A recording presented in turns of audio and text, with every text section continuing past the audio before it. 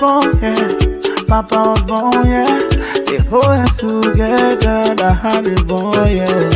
Nabali kena koya bake na papa kobo. Nabali kena koya bake na papa kobo. Nabali kola kowe na papa. The biggest thing happening on radio at about this time in Liberia and other parts of the world. We want to officially welcome you to Open Conversation. Open Conversation is a 2-hour current affairs program to talk about the major happenings in Liberia, talks about how we can be able to bring Liberia under the microscope, outlining all of these factors that will be able to build up the country and making sure that peace, stability remain in Liberia. So this is the program Open Conversation, Liberia's biggest and premier current affairs program. I would like to say welcome, and let me go to my host, Titi. Good evening and welcome. Well, good evening, Washington. Good evening to all of you joining us this evening on Open Conversation. Wherever you're joining us from, we'd like to say welcome to the program.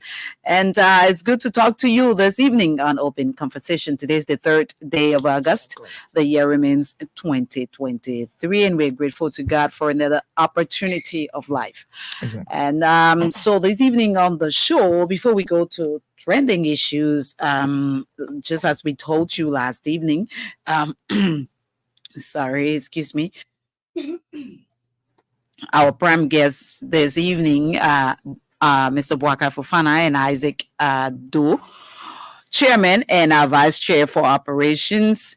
We are intellectual movement, and so these gentlemen will be our guests this evening on Open Conversation. We'll talk more about the movement, what the movement is about, what the movement has to offer the CDC government, and why do they think that President George Weah should be given a second term in office. Exactly. All of those political issues we will be discussing right here on Open Conversation. As I always say, the conversation is open. It's open to everybody because this is the national broadcaster, and you have an opportunity to, lend your thoughts. And so let's keep it civil, because that's the best thing we can do for our country. Exactly. Let's keep it civil. Open Conversation has a trend. It has, it has a way that we introduce our program. So my host has already told you the guest for tonight. So right after we move into current trending issues. So can we start with you today? No, we're starting with you today. Okay. So trending issues today. 2 professional Indian doctors in Liberia. They are giving Liberian medical service. This has to do with the cancer, the diagnosing Liberians that are suffering from this issue of the cancer. They are providing those services free of charge at Jamale Medical Center. I don't know how they got here, but I think it should be a benefit to Liberia. But I want to believe that Liberia has also got a connection in bringing these people into the country. When are they starting that? That sounds very interesting. Oh, yeah. Especially where it's happening in Jamale, free of charge. Yes. Do we know when it's starting? It starts hopefully tomorrow. Okay. Yes, Jamale. Hopefully tomorrow it starts. And I think, so anybody can just go there if yes. you have, what are they saying? Do we know the symptoms and the signs of cancer, or you if you just want to do a test, you can just go there. Maybe if you're having problems with your breast or something, or you're feeling some lump or something in your breast, you go there. How are they doing it? Yes, Titi, honestly, Liberians are people who they you have to be diagnosed. Now, most Liberians really do not have the understanding when it comes to their medical status. So you do a checkup. They diagnose whether you are suffering from cancer. When you have been diagnosed of suffering from cancer, they provide you free service. Are they the ones who are doing the checkup? Or I They're was just working. asking how does one get in? Can I just get up from my home and just go there and say, I just want to come and check whether I have cancer or not? Yeah, Or probably there are other people in Liberia that are suffering from cancer. Titi. Yes, so those persons, I think they are given much more priority. But if the cancer is developing to your ignorance, you can take advantage of that. oh, Yes, okay. but there are people already in Liberia that I know probably that are suffering from cancer. So that is also an added advantage. And I listened to him today. He spoke. There are some other things he said about how you experience the symptoms and all of that Okay, about that's cancer. good. Yes. So then people who have those signs and symptoms can just go there because it's free of charge and get checked and get some medication. Exactly. Because cancer is not something that anybody can play with. No, not at all. So that's happening at Jamale. Liberians have got to take advantage of that. We hope and pray that those of you listening to ELBC tonight, probably you are suffering from cancer or you have a symptom of that. Take advantage of those Indian professional doctors that are in the country. Today, the CDC campaign chair, Bon County chapter, Jeremiah Solonte. You know Jeremiah Solonte in 2017. Yes, he was with the opposition, and there were some, rumors about Jeremiah Solonte resigning from the CDC. Over the week, there are publications all in the media about, Jeremiah Solonte, unwillingness to cooperate with the CDC, and not to propagate the agenda of the CDC. But he came back full blast today, and he lambasted at those who did that and mobilized. He said those are detractors. They are political. He used some political jargons as well. He said, a few things about them. But I don't know why they did that, to have gone, and did all of that to Jeremiah Solonte when he did not, say, but these are political times, this is how, these people partaking in our national politics will use the public space, will use the media to bring people down. But today, Jeremiah Solonte finally opened up on, the rumors that was going around about his vaccination from the CDC campaign team and the CDC as well. But he opened up today and he said that all of the statements in the media about his resignation are all far-fetched, and he condemned every negative statement, that came across his CDC campaign strategy and his campaign tenacity. So today, Jeremiah Solonte, the former ANC running mate, came out very strong today, and he was able to react to the myth in the public. Okay, so I think it all came from the announcement that was made by Chairman Molu. Remember when Chairman Molu of the CDC named those who were on the campaign team, he was also named that same night. He had a press conference, and saying how thankful he was for joining the CDC, for being, captured, as a very important person when it comes to the campaign team. But then after, I think overnight, we saw on Facebook that there were comments, whether those comments were from Jeremiah Solonte or not. I don't know whether he spoke to that when you listen to him to that, but today, but there were Facebook posts, whether those were his own post or not, I don't know. I didn't listen to him today. And there were reports that he said on his Facebook page. I read some of those comments.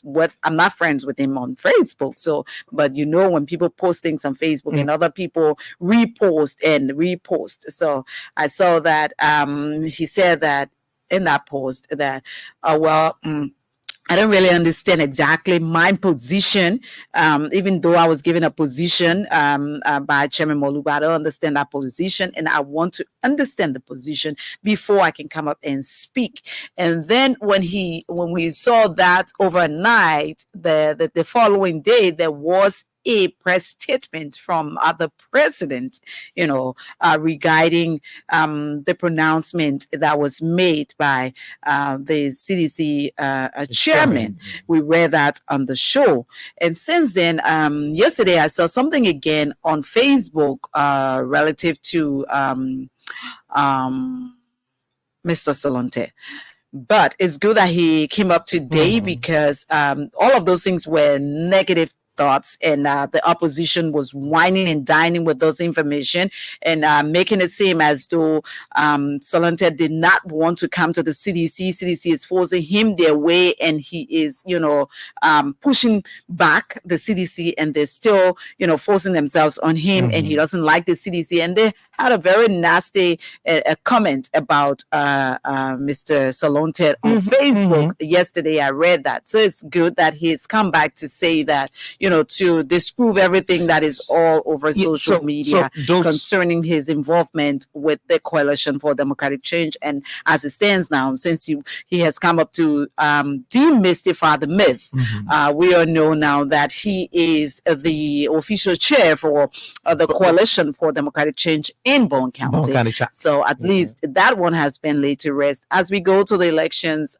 this weekend, campaign will be declared open as per the NEC guidelines and regulations. So we will hear more of these things. A lot of people who do not want to keep the peace but want to disturb because they feel that they're losers will always put these kind of things on Facebook. But as conscious-minded people, as Liberians, Liberia first, we will go to these elections, we will come out of the elections, and we will still be friends, we will still be families once again. So there's no need to tear ourselves apart because we don't belong to the same side. That's why we're practicing democracy. Exactly. So these were the factors that necessitated the response today from Jeremiah Salonte. So all of the negativities and these detestable comments that came from people, these were just exactly the factors that necessitated his response today. And I was before you come in, I was just trying for us to talk about the political momentum Saturday, because I think NEC will declare campaign open this Saturday.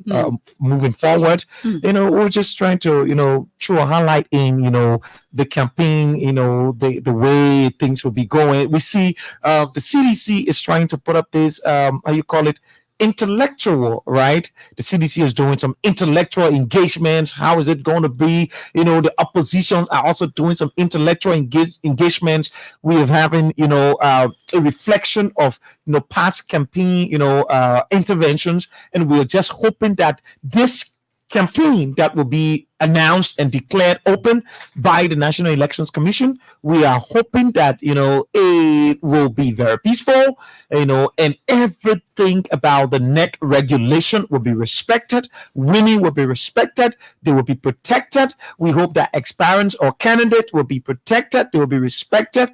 And we just hope for a kind of a peaceful and a political acclimatized what kind of problem is this here? Jim, let me just hold you there, because I don't know where you're taking all these your big book from and just putting it out there.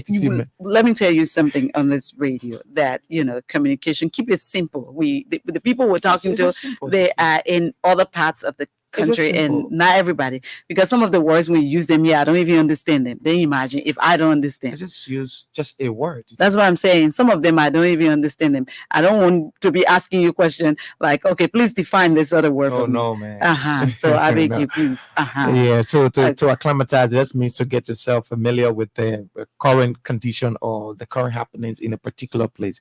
Yes. I have to ask you now before I get to understand exactly what that means. Just acclimatize yourself.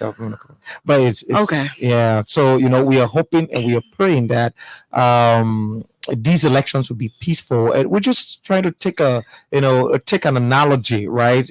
About how the campaign will be like, what we hope to see in these political times. Yes, that's where we're driving. We want to just get our views on that, and then we we probably chip in one or two concerns, and then we push up to the lines and take calls, and so Okay, so is that all from your end? yeah, particularly not much stretching. Okay, so finally from my end, what happened today also in Liberia is that the president of the Republic of Liberia met with media executives.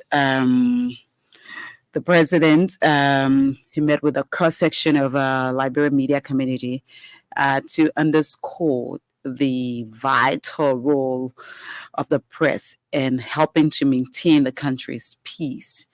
President Weah, he gave an example as it relates to what happened yesterday. Yesterday the National Elections Commission met with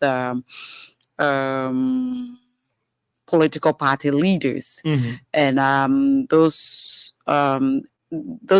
was one of the engagements from the National Elections Commission, because they are the body responsible to carry out elections, and all of these things are in their plan. You know that they have the Farmington Declaration, and this declaration, the political parties have to be held because all of them signed the declaration, and what is enshrined in the documents, they have to be held to that. And I'm sure the National Elections Commission called them as the heads of, the political parties in the country to refresh their memories and talk about, some of the things that they need to do, some of those things that are enshrined in the Farmington Declaration, and how they intend for, all of us to continue to follow those rules and regulations. So most of the political party heads were there. Some of them who were not around where they had proxies there.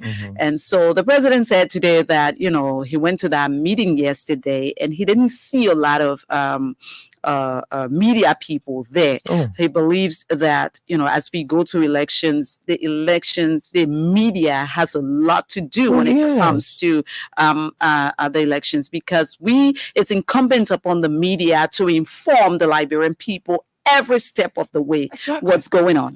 So if you call a program like that, or the National Elections Commission has a program like that, and you don't have the full media represented, then it doesn't send a very good signal. Not at all. So he tried to encourage the media to always, explain to the Liberian people, be at these occasions and make sure that you explain to the Liberian people what exactly is unfolding as it relates to Liberia.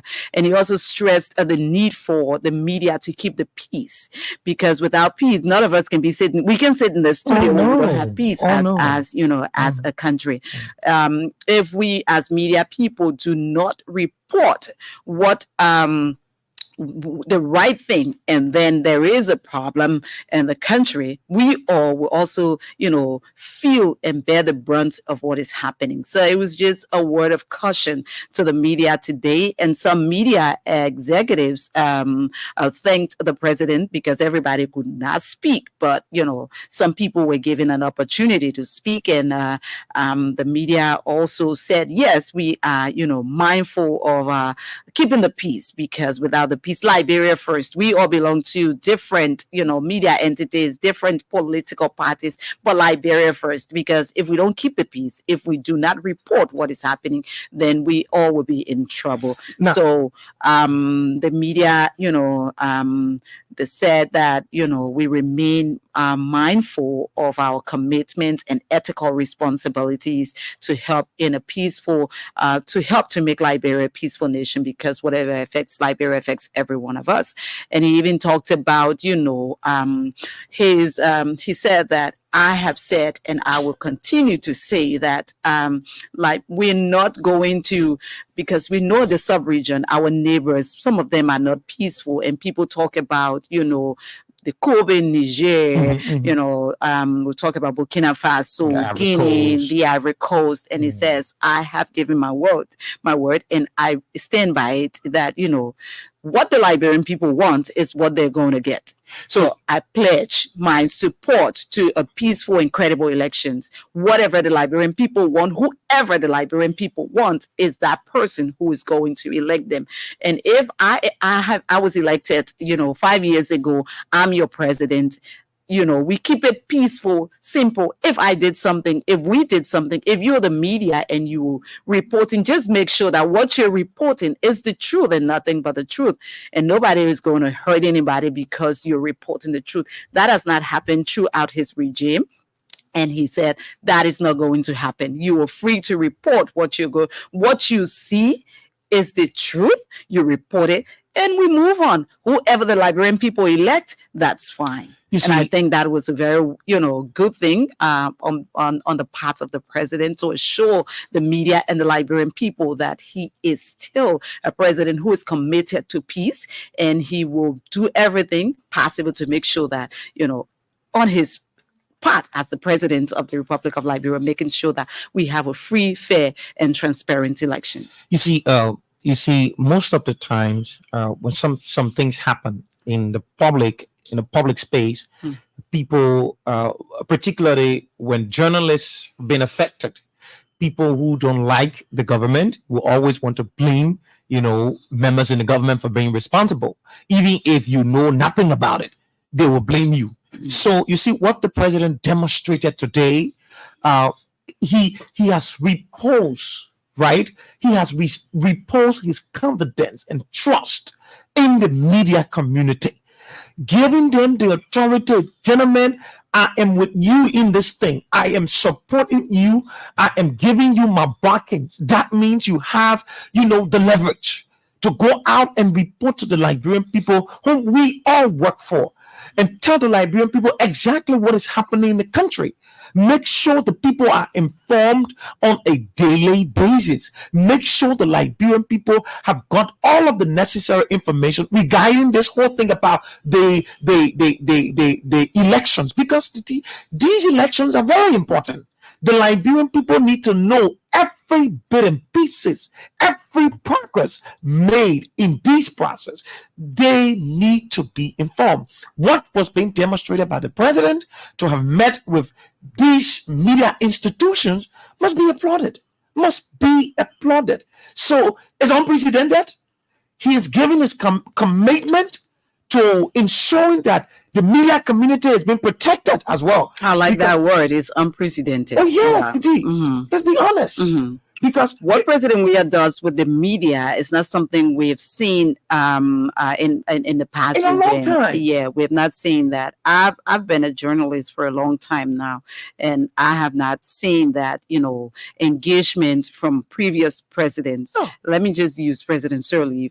That kind of engagement with between President Sirleaf and the media, especially when we are going to these kind of crucial, times in our country. And so, like you said, it's unprecedented. He will from time to time have these conversations. It shows you that he is a true friend of the media. You must and be friend he of them. has, tried to keep that, that relationship, respecting you as a media entity to do your job, do your part, and he do his part as a leader of the country. And if you have to hold his feet to the fire, he doesn't hold it against you and try to bring you down because you have said something negative about the government. He is not a person who has that kind of characteristic. Do you know what it means? Very, very do you know what it means if the president is meeting with the different media communities? It tells you that even institutions that will be taking part in these elections will also have to build that relationship with the media institution, give them the preference. Yes, the National Elections Commission, other institutions will tell you once the president is able to meet with these people and be able to give his commitment to them, then we ourselves we have to follow. So this is a trend, of leadership demonstration, honestly. So let's go to the lines and take maybe 3 calls, 4 calls, maybe 5 calls. I know our guests are already here, but we've got 5 minutes more, so we can take 5 calls. So that means a minute, 1 call, a call. a minute. Very good. Okay. So 080 our very first caller is on the line. Radio, please. Hello. Good evening. And Good evening. Good evening. so much for Hello? you. Yeah, getting me? Go ahead, sir. Yeah, I'm Julius Freeman calling you from the intellectual peace team. Okay, go ahead, sir. Thank you so much for the information provided. And I want to speak to the person, the media practitioner. It's very shocking, it shows a very good relationship. For you to invite the media practitioner and meet with them and speak with them, it's so much encouraging. It's something that you are including peace in the nation. People who want to see peace, president who want to see peace in the nation will always do that because it's on the media we get. For me, every time by 8 o'clock my radio is turned on, I got information from both of you. Oh, Joe. Extremely well. Monitoring is cool. Thank you. We're losing you. Good evening. Good evening. What's your name and where you come from? Yeah, I'm Pastor calling from local town. Go ahead, brother. Oh my God. Hello, sir. Hello. It's too bad for us. Good evening. Good evening. This is open conversation. Yes. What's your name? Yeah, I'm Pastor Dover from Bone County District 2. Go ahead, Pastor. I always call to remind you people that in Bone County, open conversation, but for 8 o'clock to 8:30, we are cut off. The conversation is very interesting. We love to follow you up. So please do well to help. We're working on that. Okay, Pastor. Okay, Pastor, we're working on that. Good evening. Good evening. Good evening, sir. What's your name and where you call from? Yeah, this is cheaply. I want the line. That's all.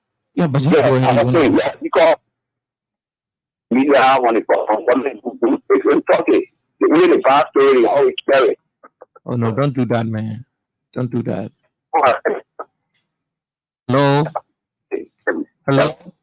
Yes, man. What the president did should demonstrate extreme leadership. So what you do, encourage the media now to do their best. Yeah, when you encourage the media, your friends now, we can see what it's like. So what the president got to get. Okay, sir. Thank you. Thank you, sir. Thank you. Hello. Good evening. Evening.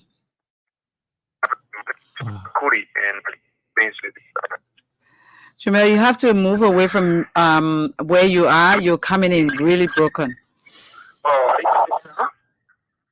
Yeah, let's hear you. Is it raining or something? Yeah, it's raining in my head. Let's see what. Yeah, it's raining in my head.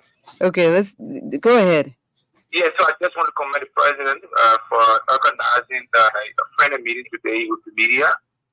And as you are saying, there is a time that the media is to come in and have in terms of maintaining building the already cemented democracy that we enjoy today. And the proliferation of media institutions has graduated from the traditional media to the multimedia, which the president has opened his arm to making sure that the Liberian people get on the free space to get information from our professional colleagues in the media. But it was just to note that the president believes in the media, and he has had a lot of meetings with the media in Liberia. And as we speak, some of the media institutions before wanted to be unprofessional, but they are seeing the need to to put on the jacket of true professionalism in the media.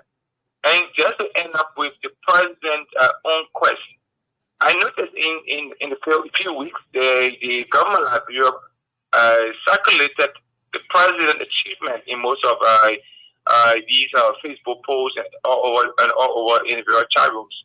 It was interesting to note that I have not seen a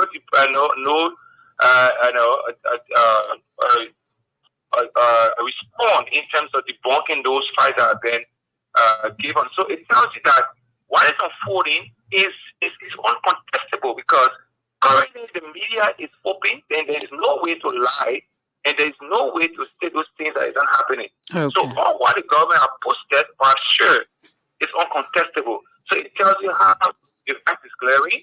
All right, President Weah is doing extremely well. That's why he wants to be open to the media. And the media is on now to do their own professional work. Okay. Thanks for having this evening. Okay, thanks for being a part of the program, Jamil. This evening on Open Conversation. We're not taking calls anymore. We're going to take a short break. And when we're back, our guest will be right here with us on Open Conversation. Like we always say, let's keep it open and safe.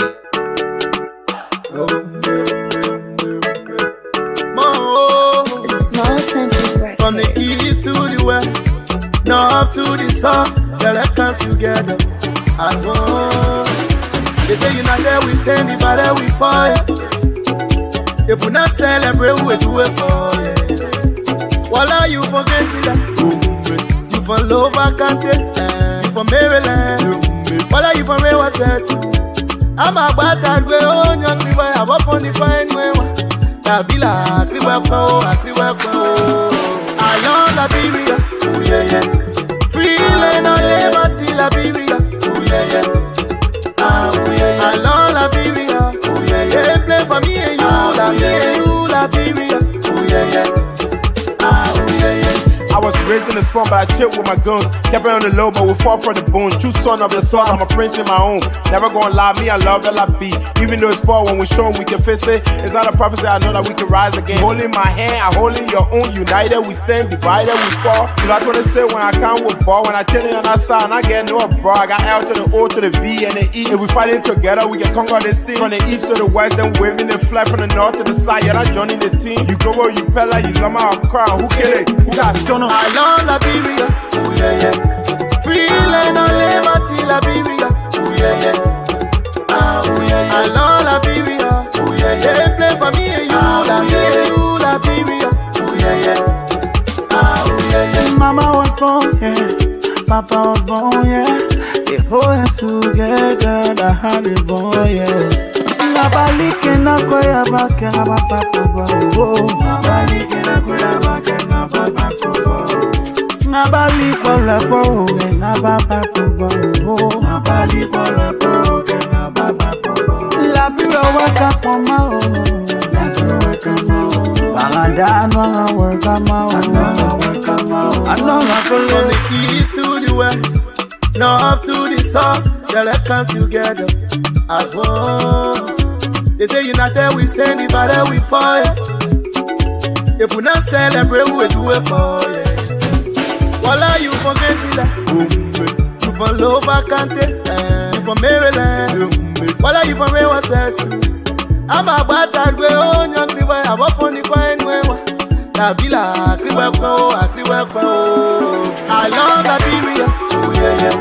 Free land on liberty, Liberia, oh yeah yeah. Oh yeah, I love Liberia, oh yeah, they play for me and you, Liberia, oh yeah, yeah. Oh yeah, I love Liberia, oh yeah, yeah. Free land on liberty, Liberia, oh yeah, yeah. Oh yeah, I love Liberia, oh yeah, they play for me and you, Liberia, oh yeah, yeah. Oh yeah, yeah. Master Square on the mix.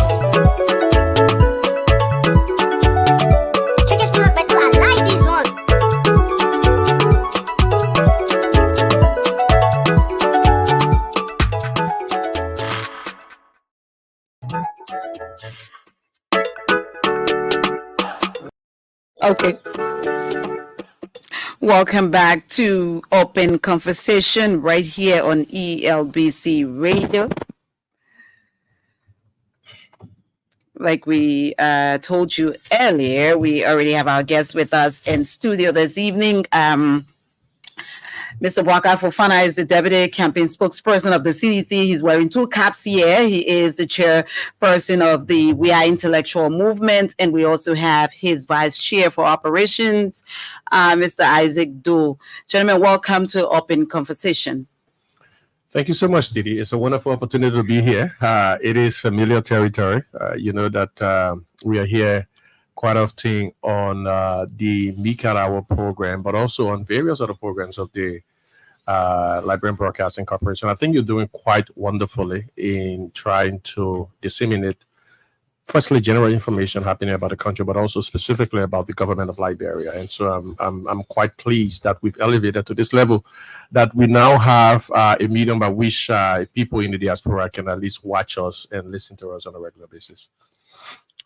Well, Titi and Washington, thank you, and good evening to you and your listeners. Thanks for the invite. I guess it's my first time here with you, Titi. I want to be my second time with you, but I guess first time on this show. And let me say congratulations on starting this new show. It's been a bomb since you actually started, and a lot of people call a lot of time and expressing satisfaction in what you do. And thank you for the level of work you continue to put into this. Information is very important, and I'm sure our people appreciate it. It's a pleasure being here. Okay, thank you, gentlemen. Let's go straight into it because I know you guys are very good talkers. So, and I'm going to make you talk this evening more. Alongside Washington got some questions for you, but first and foremost, what's the prime motivation behind this We Are Intellectual movement, establishment of this movement? Well, I want to firstly thank you for giving us the opportunity. I'm sure a lot of our folks have been here firstly explaining the set of activities that we do and all of that, but I think one of the points that have been a issue is why we were founded, and that's a wonderful question.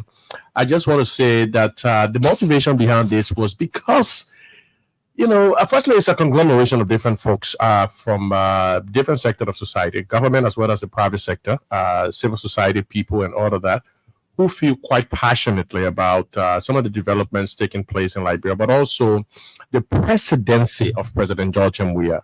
That presidency has united some sort of emotions in a lot of people. The kind of emotions that will make them feel very relatable to the leadership of the country. So if you have a president who identifies with slum communities, who identifies with market women, who identifies with the youth in such way and form that is unprecedented, there will be people in various sectors of society who feel, quite unusually passionately about that person, and that's what we're beginning to see. But it's been sort of unfortunate that those feelings have been disrupted by the lies and the disinformation, the deliberate fake news that have been peddled by some of the folks out there, folks who were firstly dislodged in 2017, but there's been other new recruitments that they've had in their fold that have dedicated themselves to just telling lies about His Excellency the President. There's been a couple of reasons why. Firstly, they see him as this person who doesn't belong to the political class. He is from the slums. He played for young survivors. He lived in Claratown. He moved around the different places and all of that. They don't think that the leadership of the country should be given to a person of that nature. But he won the presidency nonetheless by an overwhelming majority in 2017. And ever since that time, there's been all kinds of lies. People have made it seem like there's no progress happening in Liberia. Quite to the contrary. Firstly, they've talked about poverty is increasing. That's a lie. Poverty isn't increasing.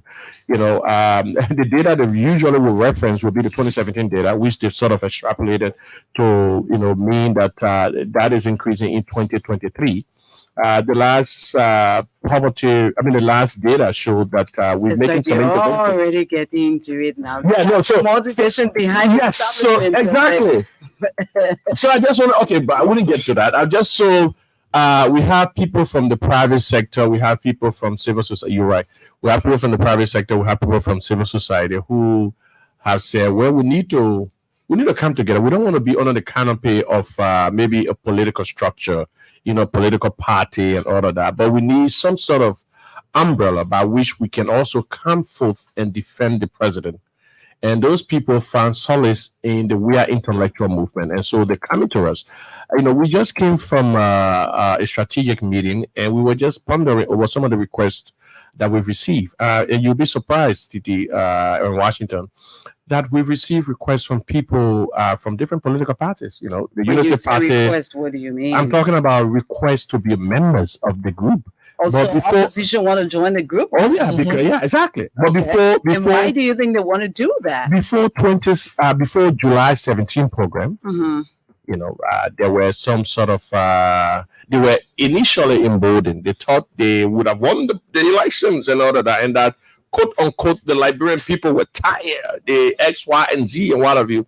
That's because, you know, His Excellency the President's supporters, some of the times they can lay low until they feel that he's threatened. You know, when they feel that he's threatened, they come out in their numbers, and that's what they exhibited on July 17. They came out in such large numbers to send a message, and they did send a message.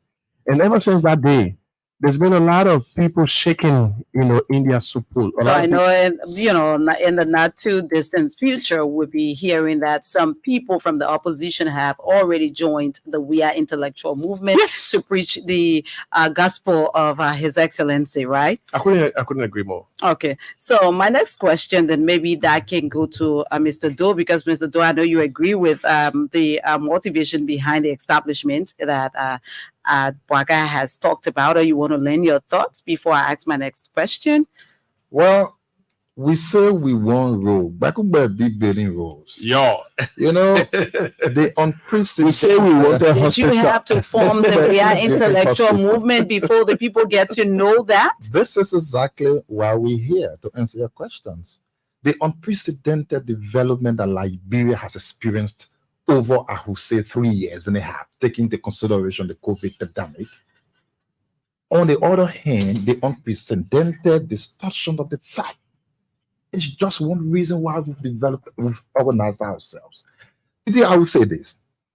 In my mind, Liberia has seen two things in opposite direction over the tenure of President Weah's first term.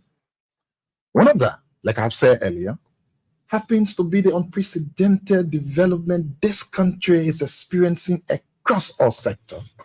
And the other one happens to be the misinformation, the lies, the distortion of the fact, and the things that are not even being done by our friends from the other side. So we've thought to ourselves that, listen, there has to be a checkpoint in the middle that looks both ways. One, tell our people the actual facts as to what's obtaining in Liberia, and on the other side, correct the lies and misinformation that have been puttering across public space. Did it just to be And quick? so the We Are Intellectual movement is that middle. This group has exactly brought that to forefront. Okay. Once upon a time in Liberia, Titi, we woke up in the morning, turned on our radios, and heard 16 billion lost, $25 million spent. That was said over and over and again. Now, did we not go against that? We did. Should we have done more? I will agree, yes. And now, at this stage where Liberia faces a critical path in just few days from now, we do think the forward march of Liberia is important, and our people will need to know the correct information to be able to make the correct decision, which I believe. Okay, so you don't want President Weah to land into trouble because according to you, you know, the right information has not been getting out there. So We Are Intellectual movement has stood up and said, we're going to tell the people the truth and nothing but the truth. And then when they're informed, we believe that they can make an informed decision. And just to correct that, like I said, I do believe the information has been going out, but it is my opinion that we needed to do more. Okay. Which today we believe we're going to be doing. So what's your intellectual capital as a movement, given the composition of your of the intellectual elements who are part of this movement? Our intellectual capital is quite enormous. But I just wanted to point out some of the things that Isaac was saying.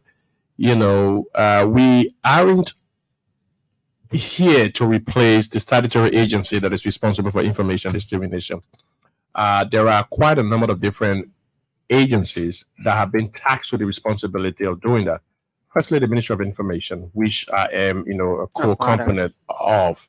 That ministry is the one that is tasked with disseminating information, it's headed by Minister Lejehu Julius Rennie. And we can talk about some of the works they've been doing. We all know that they've done quite enormously under the circumstances. With Lena, New Liberia, the different programs, including MICAT Hour and all of that, plus Minister Rennie himself going all out there to ensure that he disseminates information in a way that the Liberian people get. But some of the things that we haven't been accustomed to, I just wanted to point out, is the fact that ever since the 80s, firstly, the way the Information Ministry was designed, it was brought about by Decree 88A, or a decree, okay. I don't want to be specific about the kind of decree, but it was brought about by a decree, by the military regime. It was brought about to disseminate information. By the time, there weren't a lot of different outlets to communicate to the Liberian people. So when the Ministry of Information came about, and then they created the Liberian Broadcasting System. That's exactly what I wanted to talk about.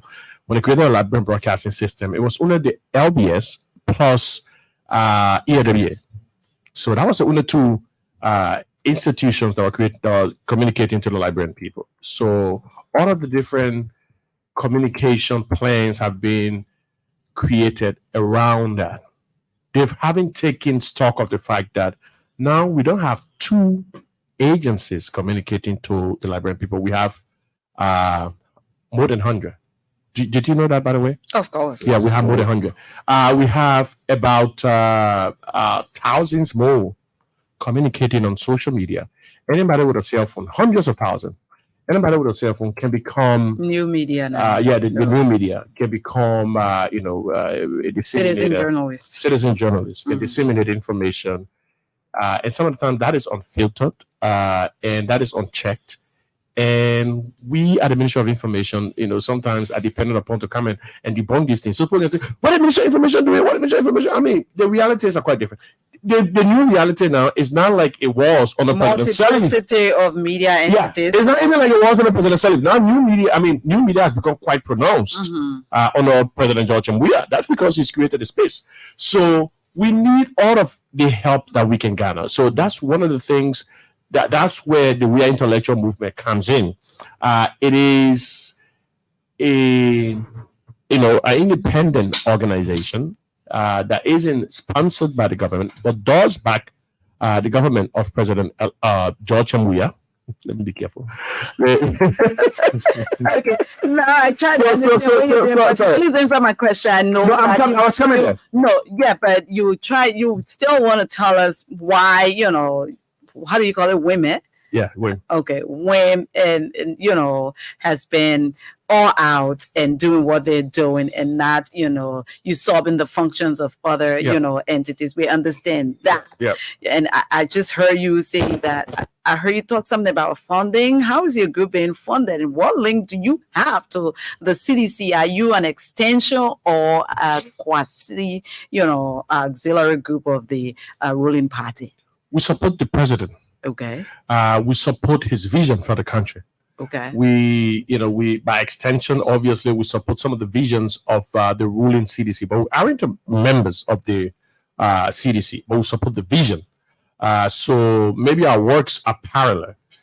They go in a particular direction that we ourselves go in. Okay. But we aren't the same group of people. As a matter of fact, I just wanted to point out that some of our members are people from different areas. We have, like I was talking about, the likes of Nigo, the likes of Aaron, we are the likes of Caroline. I can go on and name people. We have close to 50 to 75 members as we speak.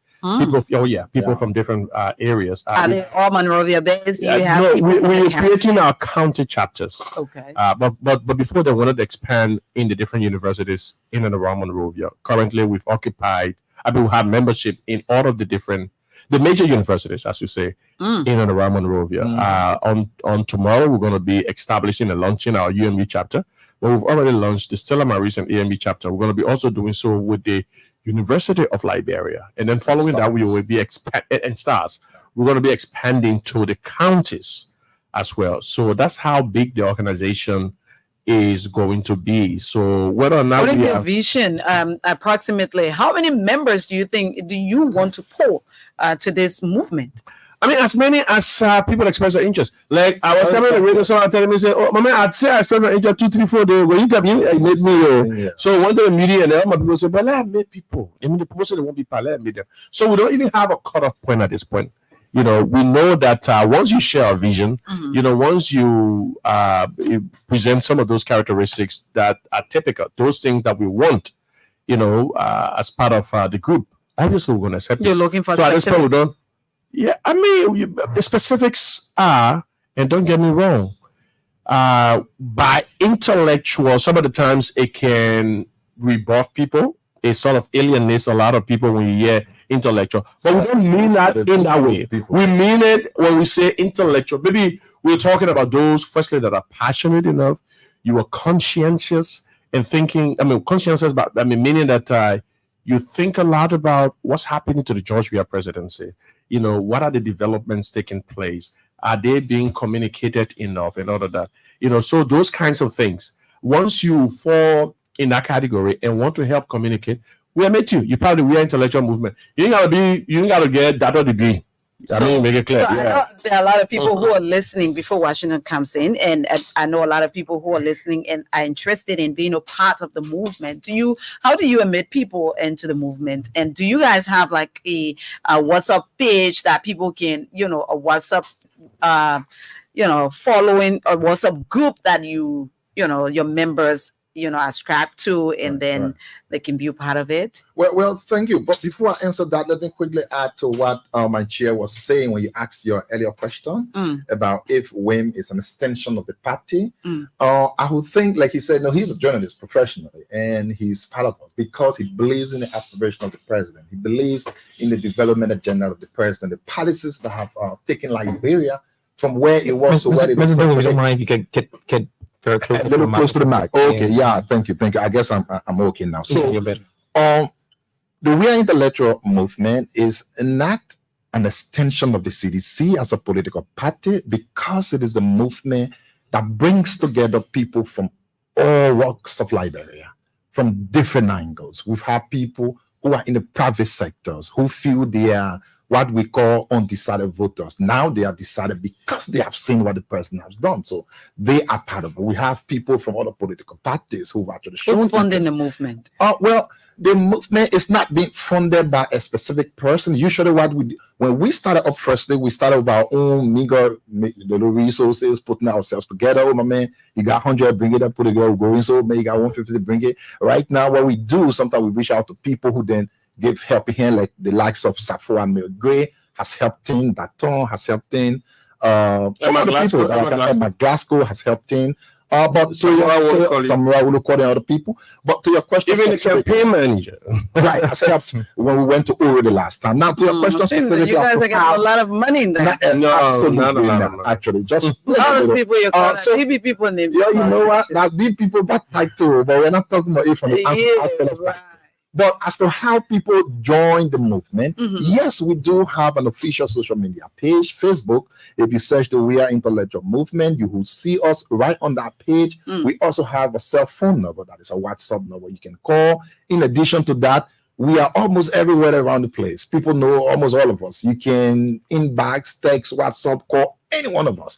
And what we do, once you express interest in the group, we then bring your name to the general body, ensuring one, that you have that vision for Liberia's path, because you believe in what this person is doing. That kind of scrutiny somebody has to go through? No, the thing here is our one goal and vision is Liberia. And in Liberia, we mean having and continuing what Liberia is experiencing under the leadership of its president. And so we want to ensure we remain around that path, taking where we started and where we're going. So it is not as if we scrutinize people, we look at where you come from, but mainly we want to ensure, listen, you believe in all that President Weah remains the only best option this country can rely on. With that, you should come in. Usually it takes nothing more than 20 minutes, 30 minutes, and then we are all good. So it's not something that go on and on again. So definitely we are intellectual page on Facebook. You can go there and watch us. Before coming, even I went to the computer through our email, and I saw a lot of messages, emails. Do you have people from the diaspora part of this group? Yeah, we do. For example, I remember Gamode Clinton, who resides in the U.S., is part of us, and a few other persons. Yeah, we do. Your opponents want to push you to a second round on this agenda of rescue of Liberia. Where are you on this? Do you believe that we're going to the second round? Liberia has a lot of work to do. President Weah has so much on his table. We are not going to the election thinking of any second round. Even our friends from the opposition now, today, there is a difference between truth and a real thing than what you want to say. Our friends definitely who want us to believe in it otherwise, but we know exactly what they know. And the very truth is, Liberia and Liberians will not be going to vote because they like someone who's tall or short. They are going to vote on the basis of things that have happened over time. And let's come to the records. Liberians are not going to vote because people say sweet things. Now, I've always said to people that anytime a person or a politician says something that is sweet, that sweet thing was once said before. So if we were to take all of the sweet things that have been said into consideration, this country should have been maybe the funniest country on the globe. But this is not why the people will be voting. They will be voting on things they can see. And that's what I believe.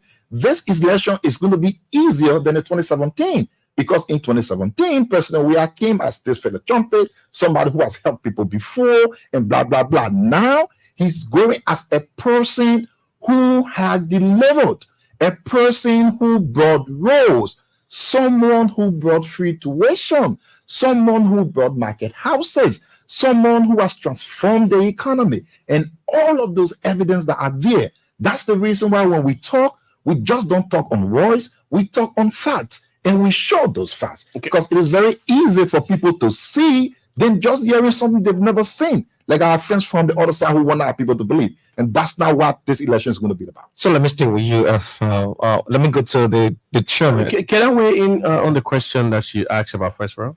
Yeah, but I thought Isaac did wonderfully. I just wanted to add to some of the things that Isaac talked about.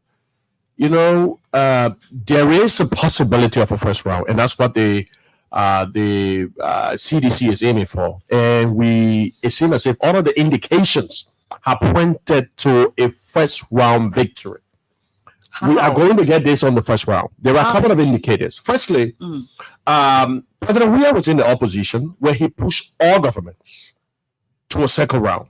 All the different administration, since President Weah became a factor in the elections, there's been second rounds. In 1997, we never had second round. Just with everybody on the first ballot. In 2005, that's when we started having second round, because no candidate could beat President Weah easily, even when he was in the opposition. It happened in 2005. It happened in 2011, even when he was a vice presidential candidate. This time around, the person who pushed everybody to a second round is the president. His record is out there to examine. His record is out there to examine. He's built roads, he's built schools, he's built hospitals, he's built housing units, he's built parks, he's paid WAG fees of students and all of this stuff. I know some of the things have become a little treat because we mentioned it quite a lot, but I just wanted to talk about the fact that this man is now the president. There are a couple of things that he epitomizes.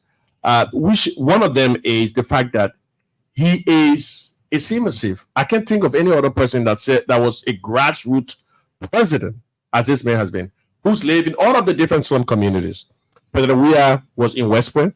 He lived in Yukuta. He lived in Claratown. He grew up all of the different slum communities. All of them identify. So the market women in the communities. That's one of the reasons you find, President Market, the Liberian Marketing Association said, "No, I got to be part of the campaign here. This here, no marketing bid." She joined the campaign and is passionate about making sure President Weah is elected.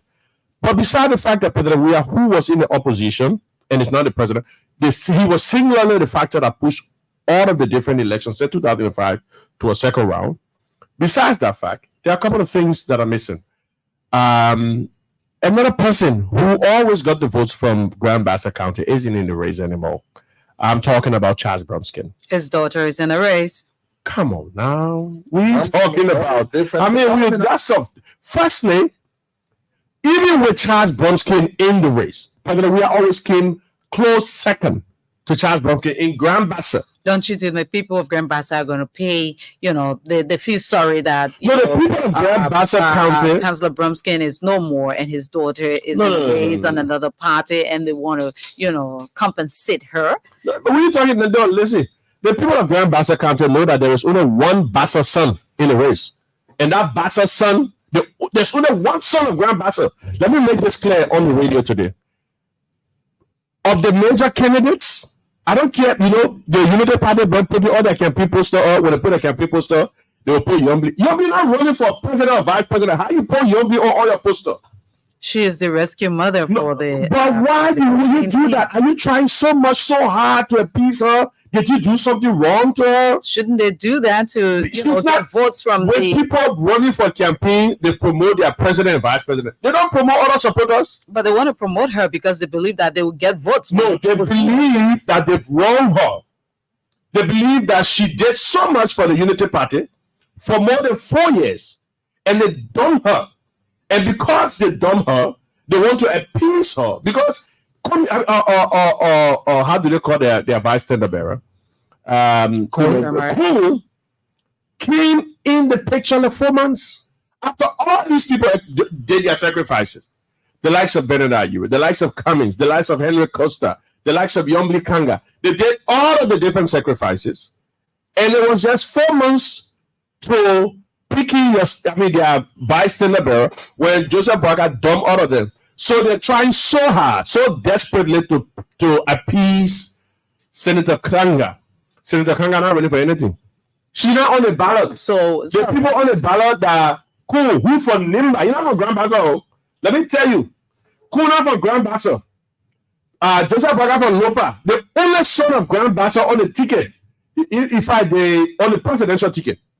The other people say he didn't get Grand Bassa president on the presidential ticket. The only son of Grand Bassa who mother spoke a Bassa tongue is George Weir. And so you think Bassa people are exactly. So I want their son. Exactly. So I wanted to point out that Bromskin not in the race.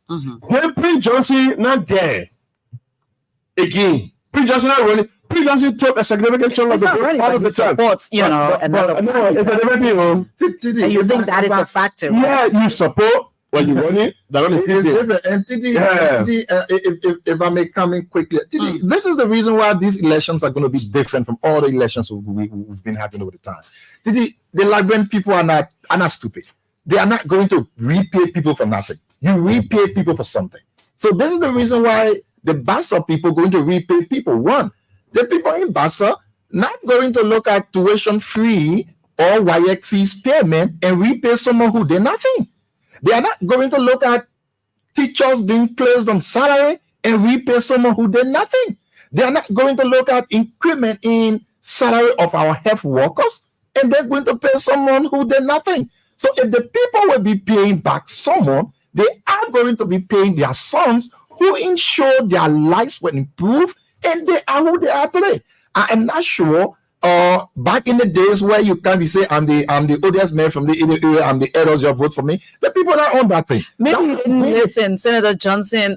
We had your deputy campaign manager on the radio just earlier this week, and then after he, spoke the way you were speaking, especially or specifically about the people of Nimba County, Senator Johnson called in on the show. Okay. And you were talking about, tradition. And he says officially and traditionally, he's the father of Nimba County. And whatever, the CDC has done in Nimba County, it's Let me say something. We should wait for October 10 and we will see the results from Nimba County. Now you're saying something different.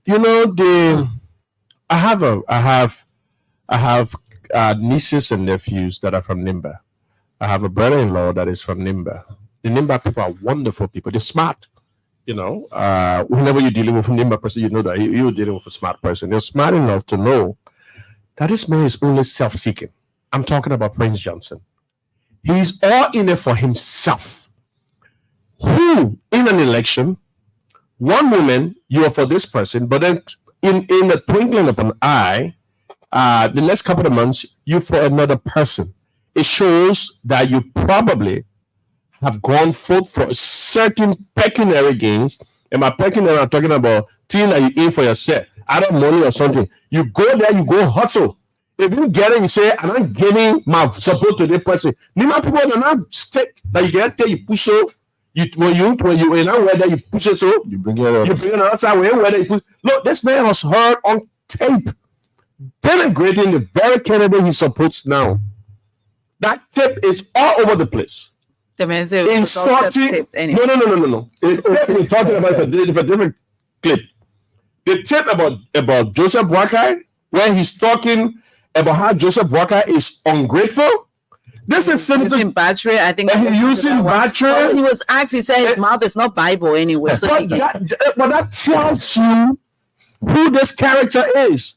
Look, you think the Nimba people are going when I went to school are not going to? Let me tell you something. Going to listen to you. He says he's a godfather. No. There are a lot of godfathers of Nimba County. When I went to school and we were graduating, you will see some of the smartest, the brightest students. You see them from Nimba County. These people are smart people. They're going to listen to Prince Johnson. This man is out of touch. He's been senator for 18 years. What has he done for Nimba County? Nada, zilch, nothing. He has a university there. That's all. It's 18 years. But in addition to one of the things that the deputy campaign manager was talking about was that he has. I mean, what did he do with the hundreds of thousands of dollars that he got?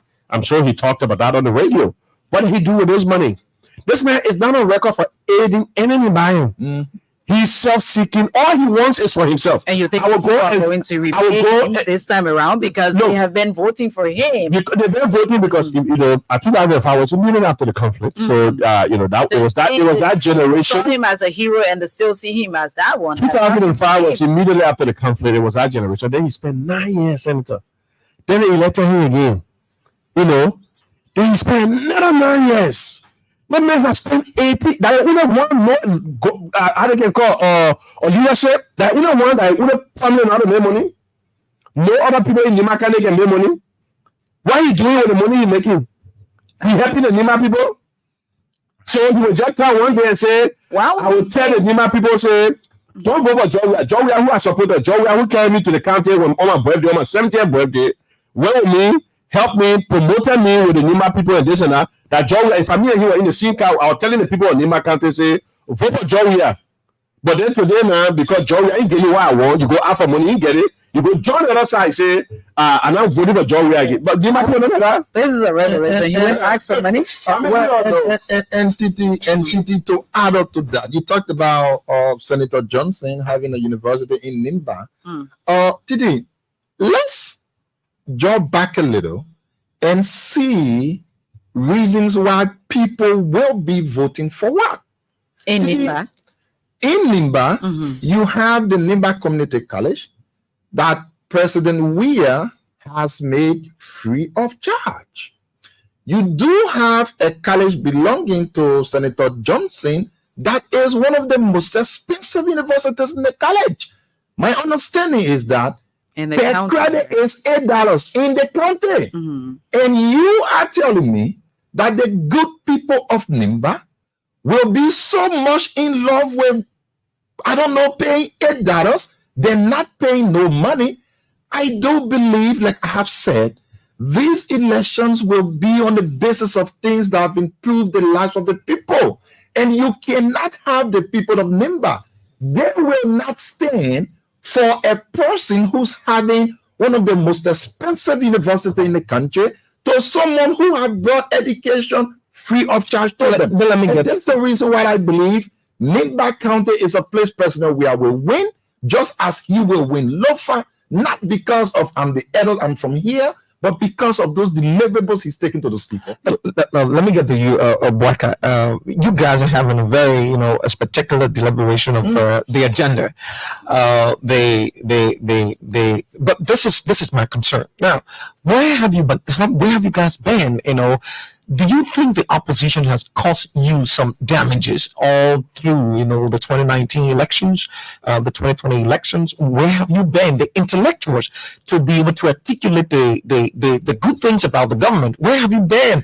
Do you think you still find yourself in that comfortable position to articulate all of these things you're articulating, and the people will buy into your perception, and they will certainly turn away from those things that the opposition have brainwashed them already? Do you think you have the fortitude, the political intuition to move in the opposition already sealed environment, Mr. Chairman? Yes, we have the fortitude, but also to assume that they've been brainwashed will be thinking quite lowly of the Liberian people, because the Liberian people came out on July 17 to demonstrate that all of these things, they're not bad about them, that they still support His Excellency the President. Look, this has been the modus operandi of folks in the opposition. They've sought to box people who support the president in the corner, but they saw what that brought to them in 2017. The president is unfazed. Those supporters of him are unfazed. There are different demographics, and by demographics, I'm talking about different populations, different groups of people that support different candidates. The kind of people that support the president, they don't care about what you say about him. Okay. They care. You can talk from now to Judgment Day. They don't care about what you say about him. And I'm saying that quite honest. I'm not saying it because I support the president. I mean, this is politics. Any pundit of Liberian politics will tell you that. You can talk from now to Judgment Day. The people that support the president in the slum communities, the market women, the inner city folks, the rural dwellers, the youth, the first-time voters. You can talk your brain, how to call it. They not care what you say. You probably just get tired. And I'm sure our folks had a really, really rude awakening on July 17 when the multitude came out. People came out in quite, large numbers. The multitude. I just wanted to also point out. Now, I just wanted to also point out, if you assume Liberians are no. Where were we? We were here. They are beginning to struggle. They are complaining about our presence. We're beginning to see chats from their various chat rooms. And I'm not saying it's going on the radio. These are things we talked about in our strategic section today. We're beginning to be presented with chat messages. Folks within the opposition are complaining about the presence of WIN, the Real Intellectual Movement. They say this. The groups are all over the place, and I'm talking about people, who are part of the leadership of the Unity Party. They say, but they're telling their people, you need to get out and match these people. They're all over the place. They're in all of the radio, all the radio stations, all the different social media platforms, and what have you. They're dominating the narrative. They are complaining about us. That's what I'm saying. They are complaining about us. That's what I'm saying. Where were you? It's just a simple analogy that you give to people. Now, here is it. You spoke about the July 17th, right? Now, it was because of how you are engaging, right? It is because of the messages you're telling the people that is converting them back to your campaign strategy. Now, if you think that you were in, the picture, canvassing and making sure that all of these things that were said by your detractors, don't you think you would have been in a better position? Well, we are in a better position. Let me tell you that. We are, listen, I was just in some of our strategic sections today, and I did see some of the different pool numbers. As a matter of fact, I'm not going to let out a lot of different strategies, but we are strategic. We're going to give our folks a total blitzkrieg. If you remember that word, but we're going to come out. The BBP woman, so the B woman. Let's go. Okay, let's go. Yeah, but we're going to pull out a big surprise for some of our folks when campaign actually starts. What do you starts. expect to see? No, I'm not going to tell. I'm not going to tell you anything. The campaign is going to open. What I can tell you is that. Are you going from county to county, or you have your base? President George Mweya is extremely energized right now. He's youthful, and that's one of the things that makes him very relatable to the first-time voters. Some of the time, the people wonder, say, "Oh, why is it that the first-time voters on Facebook in short trousers. Cummings trying so hard. He's trying so hard to do what? Trying so hard to do it. This man has spent hundreds of thousands of dollars on lobbyists. You remember the Renaissance group that spent $180,000 on lobbyists in the States. The Michael Rubin scenario. The only other librarian that Michael Rubin was seeing with before he started writing all his different pieces, talking about how Liberia is such a bad society and what have you. The only other person he was seeing was Alexander Cummings, so you can tell who induced him. With all of those hundreds of thousands of dollars to spend, they haven't had a single traction. Cummings remains at 7%. He is uncharismatic. He doesn't garner much traction. People are not moving towards him. And so he's not much of a force. Why do you think the other person, I'll just tell you some of the reason, but the other person who thinks that he garners much support is under an illusion. Joseph Boakai and his people, I remember when I was on the radio in 2017, they were all over the place. All of our poll numbers have shown that Joseph Boakai is going to win the elections. And then the election result came out, they were flocking all of the 14 counties out of 15. That's the kind of illusion they're under. They rely so much on their Facebook numbers and forget about the regular people. And the election is going to be won by regular. No, the vast majority of Liberia are on Facebook. They're not on Facebook. You believe so? No, come on now. The people in rural are writing on Facebook. Really? The people in rural, all the people in rural. No, not all of them. But let's listen. Radio remains the biggest force that reaches almost 80% of the population. If you do a poll number, I think you said did one. The radio that reaches all of Liberia is this one, the one we're on right now. You said did a pool. Internews, yeah. Internews. Well, you said did a pool. The radio that reaches all of Liberia, the ELBC. They don't get time for Facebook. All that thing they do on Facebook, this, that, and this. No, listen. The real message is resonating with a lot of people. The people know for the first time in their history, they have a president who looks, acts, speaks like them. He speaks like regular person. He doesn't talk about numbers that are imaginary. He doesn't talk about, some of the honor president Ellen Johnson Sirleaf, they spent about 3, 4, 5 years talking about the poverty reduction strategy and blah, blah, blah, all the different processes they need to put into play without digging a hole into the ground. The same thing they did with the Elenito thing. And I'm just going to talk about some of the things that happened under the Unity Party government. Elenito, for instance. Elenito came and bought a country and got $100 million out of Liberia. $100 million out of Liberia without digging a shovel into the ground. They just came and paid for a play and then resold it. That all industrial level corruption. The same way they created 13 oil blocks. 13 oil blocks. All of them Iraqi. Passing, not in the oil company. Then the whole oil company was worth almost $100 million. That company will take over, passing on there. Then they had the case of the Central Bank of Liberia, where they had a poverty doctor giving out loans that worth tens of millions of dollars. Father, when I pay back. That these people talking about corruption, that these are the people. What are you insinuating? I'm telling you that the people who say they want to replace President George M. Weah are not new people. These are people that have been on the scene. President Weah during the July 17 program did say that Liberia is not a test tube. You're not a place you can try things where you can't try again. That the old guys. These are people that have been responsible for industrial level corruption. They almost damage the economy to the extent that President Sirleaf had to come out in a public statement to say Liberia economy is bad. There's going to be tougher times ahead. But they're here to rescue, according to them, the country. Rescue what? I don't know. I mean, firstly, in order to rescue, you must have vigor. Former Vice President Joseph Boakai has admittedly said that he has a pacemaker, and we already know the level of troubles that he's going through. Nobody wishes anybody ill. Nobody's saying that we as a matter of fact, we wish him well. What trouble is he going through? He was just in the States celebrating his growth. But he did admit to having a pacemaker. We know what a pacemaker. It means that he has some trouble with the most essential organ in the human body, the heart. So what? In order to have did that person you were putting the presidency? I don't know. No, basically that's what we're telling you. that such a person that got a pacemaker, in other words, you have a machine that helping your heart to beat. So if you have that kind of person in the presidency, anything can happen.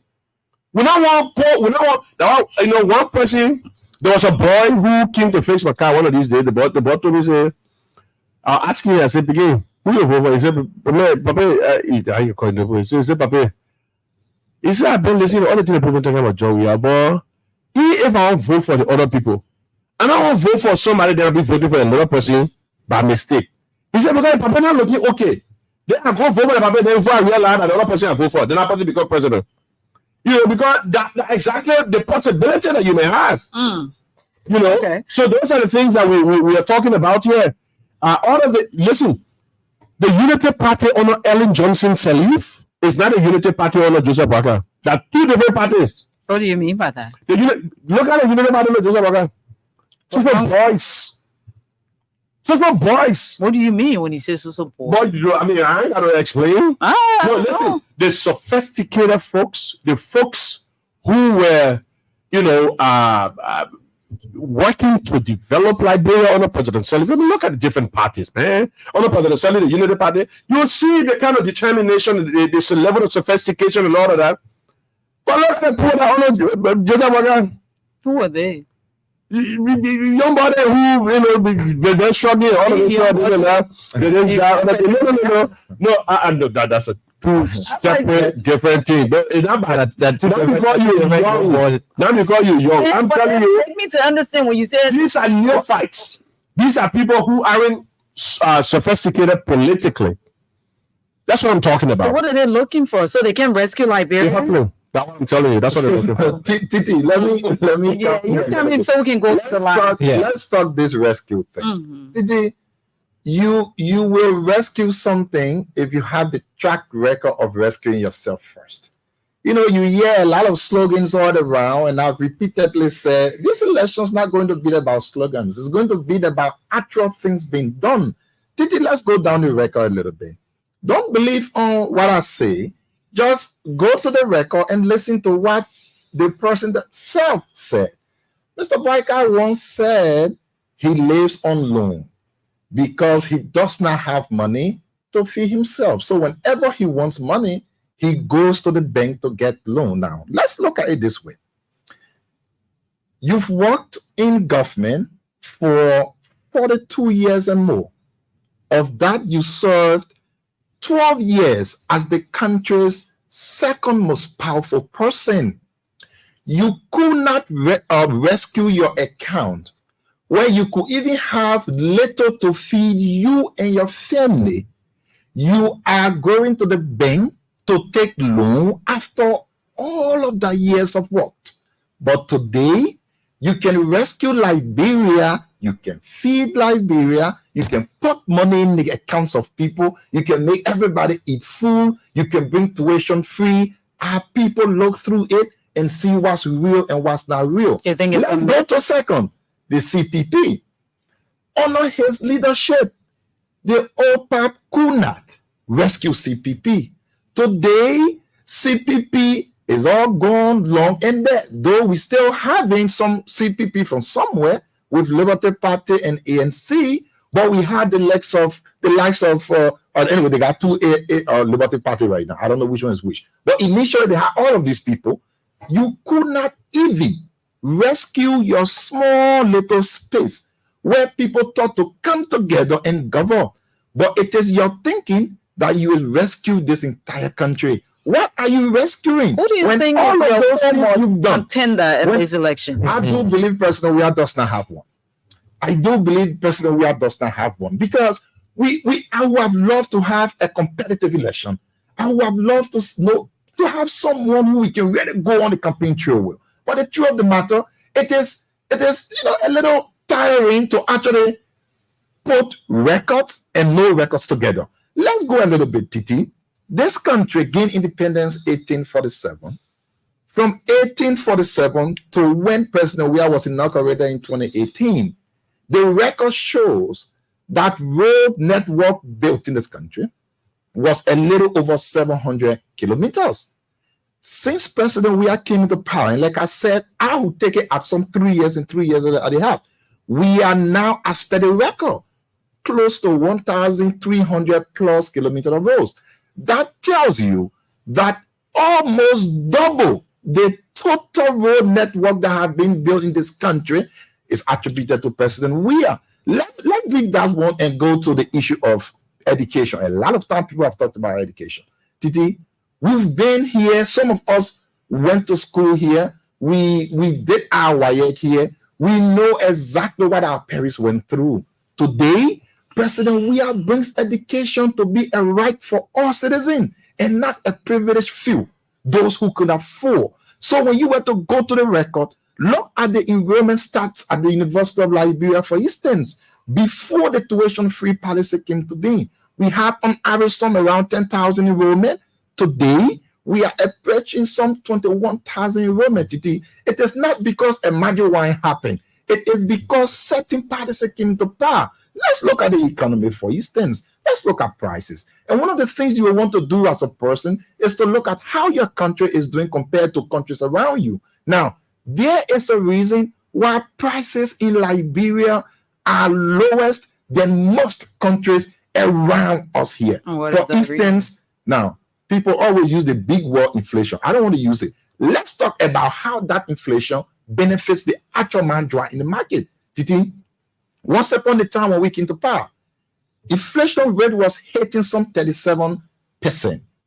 Today, it is around 6 to 7%. What is the good thing for mandra who sells in Jabwetan market? How does that benefit mandra? Let's look at, we know one thing, we know that prices of commodities and goods will always not be stable. Now, what is important there is how much of an increase are on those goods and prices. Now, if you were selling, for instance, a plenty or a cup of rice at $200 per cup, for instance, at the time now, inflation was 37, the people who be paying some $267 for that rice. Now, if inflation is brought down to like 6 to 7%, when it was 36, I would say, that rice will be sold at some $214. It means you will be saving some 47 to 50 something dollars as a person. Now, that will only be made possible, not because India flew over the country, because sound economic management policies under this president came to be. Is our inflation rate the lowest in the sub-region? You know, I have not checked for a quite while, but the last time I checked, it was around one of the lowest. I can be definite as to it, but I can only safely say that has been a major contributing factor why our prices in our country are lowest than most countries. In Sierra Leone, for instance, bag of rice is sold, the same bag of rice we have here, the 25 kg, is sold for some $22, $23. In Liberia, it was $13, $14 for the longest until recently when it went up to some 15, 16. Now, it's said because Sierra Leone far, no, they were just to the same place. Now, what happened? Something came to power. Now, if you want to even talk about youth development, where I'm from, one of the places you will start up, Titi, has been a total transformation of how governance it should be in our country. Before, listen, I went to Nimba once in Ganta when the journalist said, oh, the deputy minister is coming. When I enter, everybody was just sitting there waiting for the deputy minister to come. Because you see one small man thing coming, they expected one big man with plenty of great beer and big coastal and thing. But then some little guys said no. Now, President Weah has changed that. Many countries' governance should be as to what you can do. That's the reason why today you see a lot of young people. Many young people are now being given the space to go. The space to go. Now, let's go beyond those who are in government. You know, one group that I usually talk about with passion should be this at-risk youth. We call them. Or a lot of people call them Zogos that are on the street. These are our brothers and sisters who are so bright, brilliant. The only thing to seek is always opportunities. Now, what has this government done on this president? I remember once when President Weah called my boss, I was saying, look, my man, these people are our pressure juror. We have to do all we can to ensure they come to parity stage with the rest of their colleagues. So you have to come up with programs. Sometime last year, we ended the SEED project, the Social Economic and Empowerment Project, which catered to 520 of them. They went into rehab, they were transformed, and today, if you were to go right by SKD, you will find one of them who used to be down Broad Street running behind car, now having his own tailoring shop where he sews. Now, on August 15th. Is about I think 12 or 11 days from now, if my calculation is right. We are going to be starting the Advocacy Youth Program.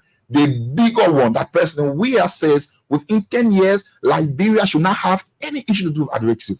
You should not go on the street and see any of our brothers and sisters there. We will be starting with the first 1,000 people who will be going into rehab. The brothers, you will see our tents at ELWA. You will see us down Broad Street, taking our brothers and sisters, carrying them into rehab so that they can come back to be contributing citizens. These are the things that matter. These are the leaderships that matter. These are things that people will be voting for. They won't be voting because at the elder in a time. Now, what is the elder in a time brought to them? They won't be voting because someone say rescue mission. Rescuing what? When all of those things you've damaged is being rescued under this current president. So this will be what matters. Okay, let's hear from the people who are listening to us, whether or not they believe in what you have said and they're going your way, and they believe that President Weah has done a lot and they will be voting President Weah on his record. So the numbers are 080514096. Hello? Good evening. Good evening. Watching down to you the first degree and long drive. Go ahead. Go ahead. What's your name and where you come from? Yeah, my name is Rafael from Diana Cross, my rehab resident. Let me ask you the student that you feel. Yeah, the question that you asked is since 2017, I want to go to 2005. And all of you because and ever help someone within our country. Any more country that she wants to tell you that some people have ever help someone or things out and resting her is doing and put calling herself or resting her. But I said he wants to say that the third year we have as a vice president. When he takes his country, because you look at the current vice president, like someone of the single country, and he is getting God. Okay. Thank you. Thank you. Thank you. Thank you very much. Let's get this person. Good evening. Welcome. Good evening. Thank you very much in Washington. Let me appreciate those guests. There is glory about men. Funny conversation from this to six or every people. If you ask and listen to your studio guests. Actually, the studio guest who is the minister, the deputy minister for youth and school, also should very well. So, as deputy minister for youth and school, that's the thing architecturally only what is to do. Yeah, that. Mr. Advocate, let's get to some of what we got. Don't get some show.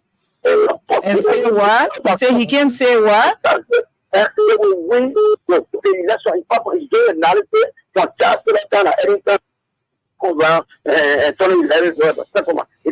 So the minister will win election. What you say? That is his prediction. What? I'm not even It's breaking here, I guess. The call is not coming. Okay, so let's leave you there. Good evening. Hello. Good evening. What's your name and where you come from? Yeah, this is someone where I'm calling from the rehab bank. Go ahead. I want to thank the chairman and his co-chairs. This is a walking contradiction. Who's a How walking would you be contradiction? telling us that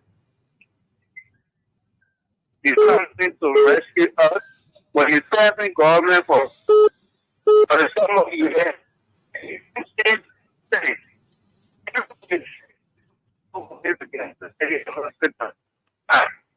Can you come to us and say you come to rescue us? Okay. Thank you very much. I don't know what's happening. Good evening. I don't know what it's raining. It's raining out there. there. Good evening. What's your name and where you come from? Yeah, I'm Ashton Wapu from District Farm, Moserado County. The platform is yours. Go ahead. Yeah, let's say even to the wing chairman and the full chair for operations. Look, we that had to accelerate do. It is time for all to go in the civil approaches because the few days our inbound, Magiri, and close to Bapolo. And I know, and I saw, and I heard what the lives our friends in the opposition are carrying around. The only thing we need empowerment for our party. Look, the first round victory, it will come, but we need to work. We have to work together as teams. And anybody call any other leaders that they be willing to listen to us, support us, we will carry the message. Thank you very much. Thank you very much. Good evening. Welcome. Good evening. How you doing? We're good. Go ahead. What's your name and where you come from? Yeah, I'm back. Go ahead, sir. Hello? Yeah. You're coming in broken. You're coming in broken, sir. We can take. Good evening.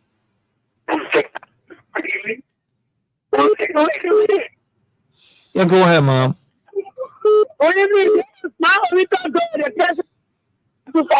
The president's friend. Go ahead. Yeah. Thank you. I want to come and rescue. And now you don't have my corner.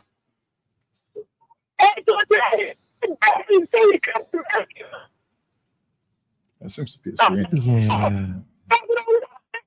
Is it raining out there? I think it should. And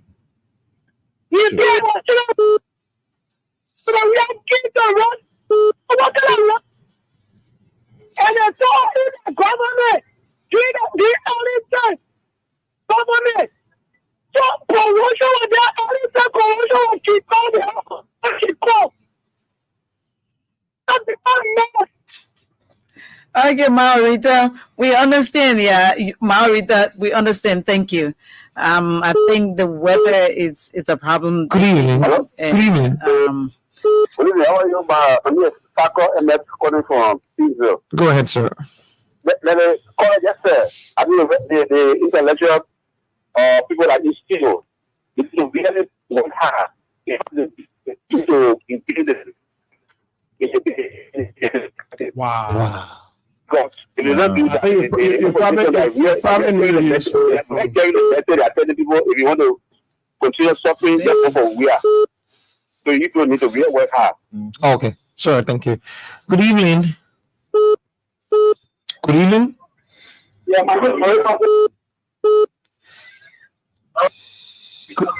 Good evening. Yeah.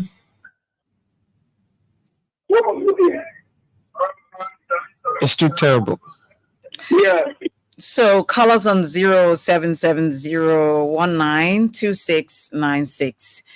0770192696. Let's see whether this other line is going to help us. But the Lone Star lines are very, very terrible. And let's try this one again and see. Good evening. Yes. Good evening. What's your name and where you call from?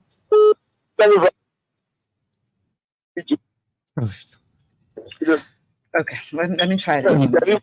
Hello. Yeah, good evening. I'm Clifton Hilton, I'm from the capital. Let's hear you. So the first thing I'd like to premise here is that these elections are a policy debate. And the debates during this electionary period must be issue-based and evidence-based.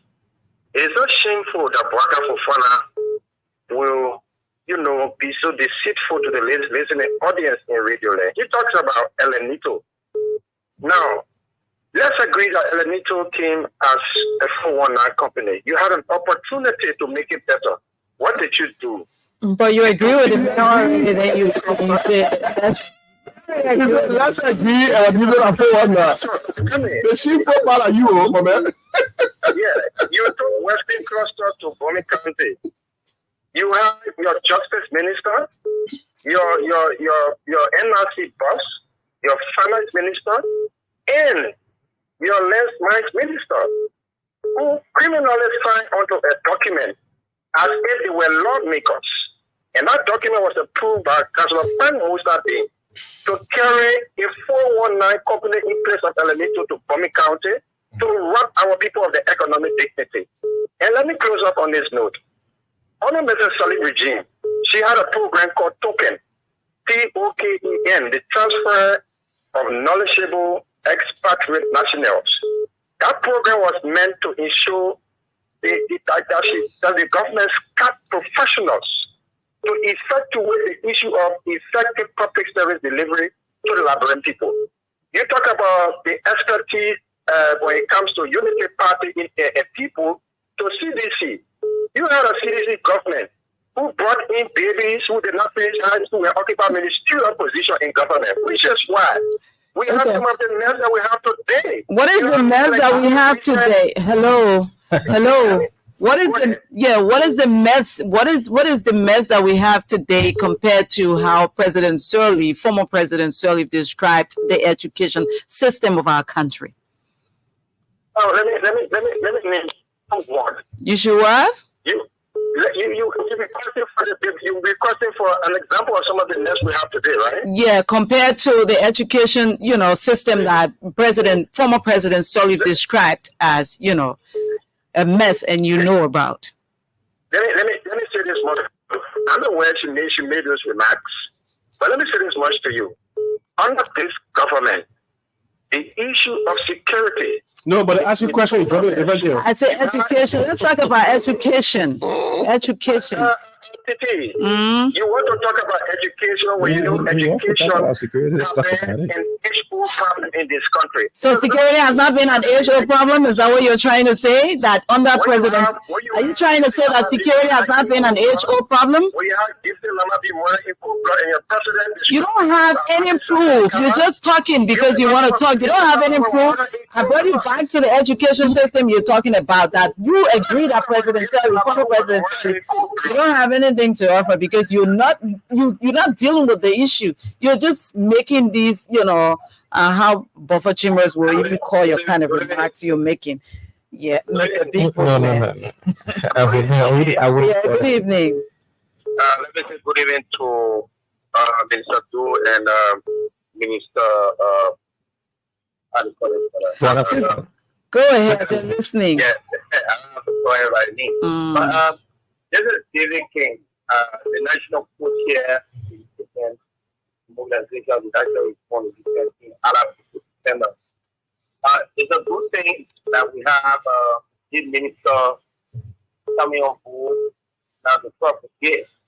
But our own disenchantment here, these guys are only taking their own intellectual strength to propagate. So they won't rub this what we're all talking about. We are there on the front line, propagating the message of the gospel. If they want to take the city, they should be able to empower us so that we can go into the new world campus and be able to go on the radio community radio station to propagate the message that our people need. That's the only way that we can continue this ground history that we're talking about. Okay. But if we get depend on the ministers and the director who are conglomerating themselves as intellectuals to get it done, I don't think we can successfully have that on our side. Oh, thank you. Hello. Yes, sir. Let's hear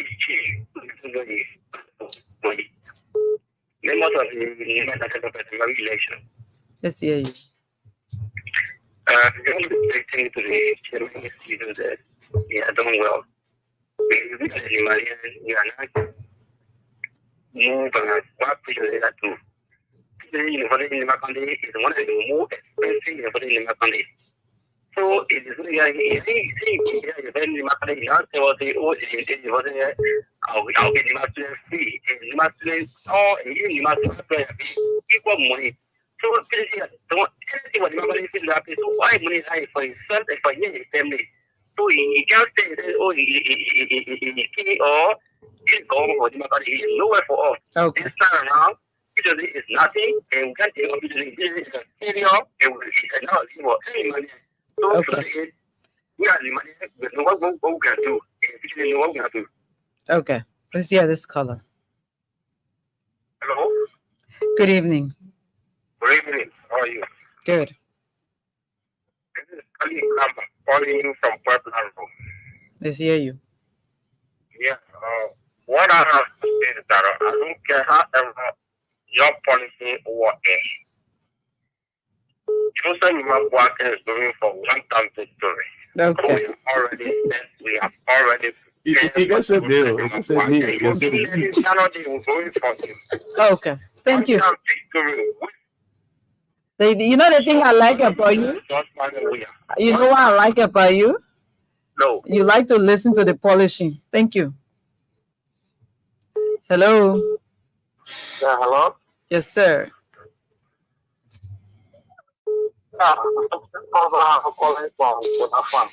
Let's hear you. Yeah, I just want to say thank you to Minister and the coach. You know, these are information we would like to get from our people so that when we go to Canada for Peruvian, then we can provide this kind of information. For women workers, look, if you are young, if you get anything, we go get it. And that's even the Bible told us the same way it is day in my work. Because when the next comes, I have no time. Women workers got nothing to offer this country. And I'm a son from local country. I'm going, in fact, I'm starting from my own time, a peaceful time, because I have a peaceful time. We are going to inform our people and make them understand that Joseph Boakai is not the one that can deliver us. And that's why I'm there on the ability to lament. Okay. All right. I uncle there. Okay. Let's leave it at that. Hello.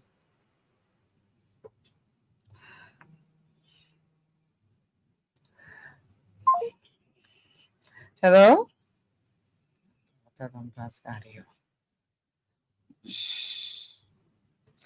Okay. I think. Hello. Hello.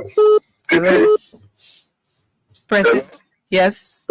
Yeah, this is Titi Lion Oluwa calling from Virginia. Titi Lion Oluwa. Let's hear you.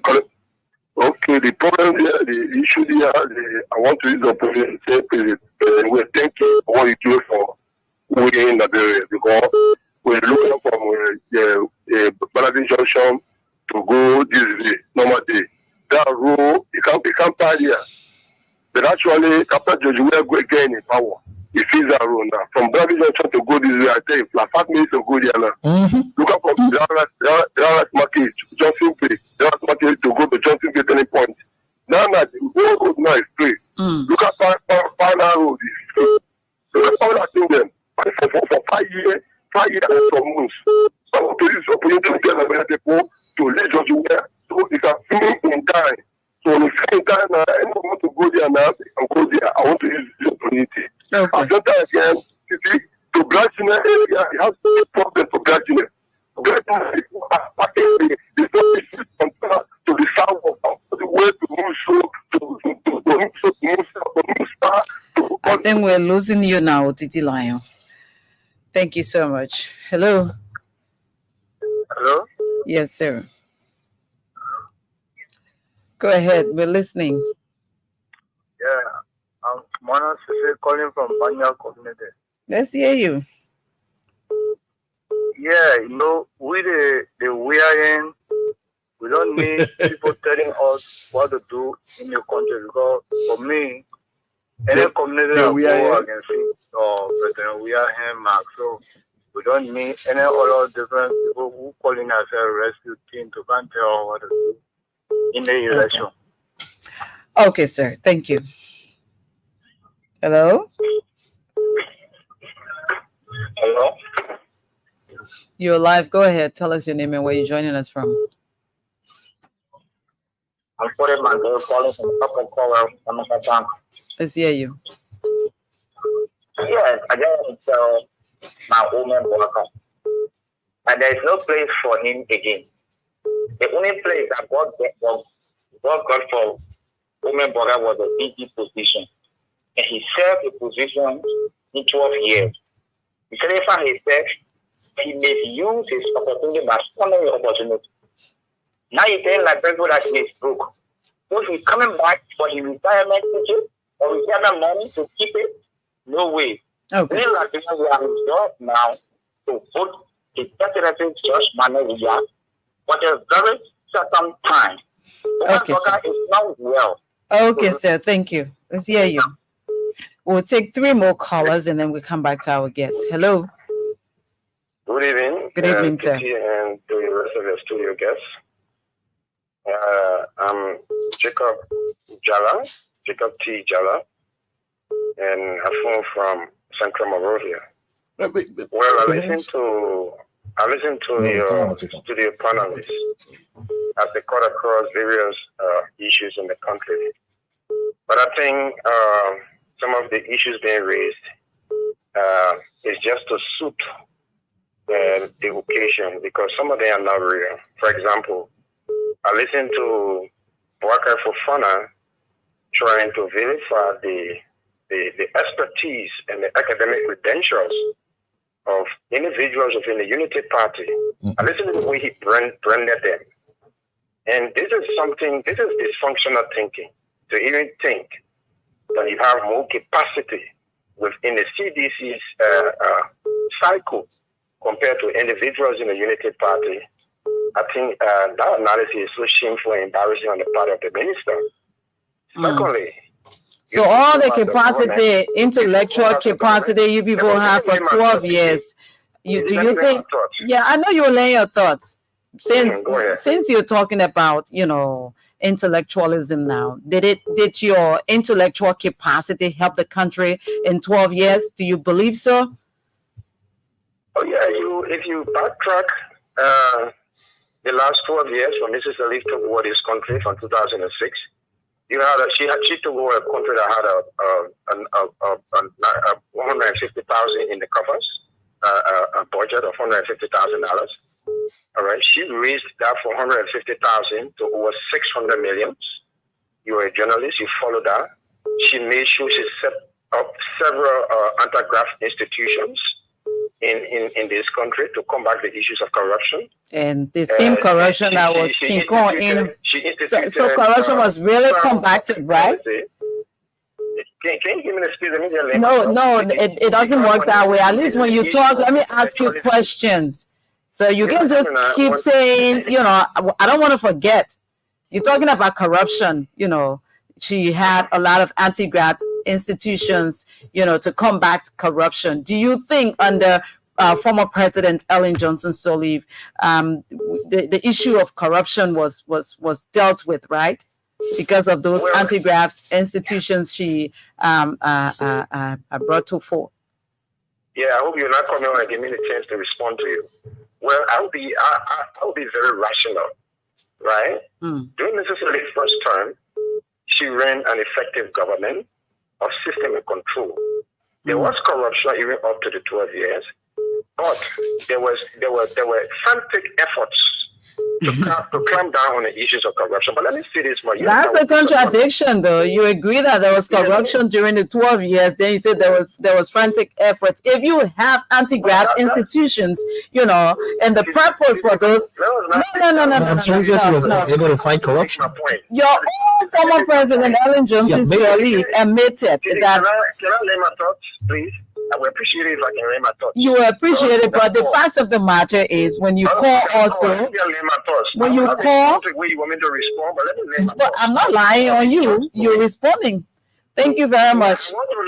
Thank you. What issue? What's the issue then? Let me close up briefly on this. When President Weah took over, we all thought that President Weah would have instituted a forensic audit of the past regime. Instead, President Weah graded Mrs. Sirleaf 85 or more than. You're not happy that he graded her that way, and you're praising her that she did well. Then you say, but you yourself, what was there that you guys did for which you wanted, the regime to be audited? Let's just be real now. Let's be real. Because you say you did extremely well 12 years ago. Why are you so anxious that, when President Weah took over, he should have audited the administration? Did you do something bad? Well, your government... No. I asked you a question, sir. You just... general disillusionment about the government, you went at the previous regime. No, but you were talking about the previous regime now, because you came back to what Bwaka said. But you yourself cannot even defend your previous, your regime. Thank you very much, sir. Thank you. Hello. Can that be the last call? Yeah, the Hello, last I'm caller. Kenneth City. Let's Hello. go ahead. Let's hear you. Hello. Let's hear you. You're live. Yeah, hello. I'm Kenneth City calling from Balance, Canada. Okay, let's hear you. Yeah, today I listened to your video cast. I heard what you said. But concerning the percentage that you gave for the inflation during the early regime or the United Party report, what you said that during the United Party regime, we had about 37%. That is four. What was it?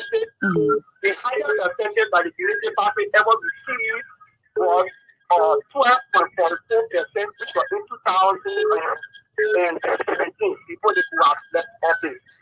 So 2000 and what? the percentage of 2017. Okay, inflation rate was at what?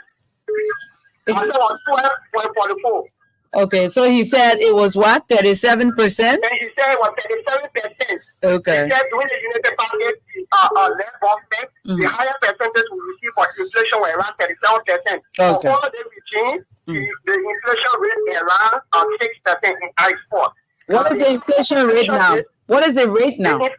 The inflation rate right now is around 9.44%. That is not true. Why don't you just come on the radio? No, that is not true. Then I don't even believe your rate. No, you don't have to tell me what to do. I know the inflation rate right now. It's 7%. So you can't even say it's 9 point whatever percent. That is not true.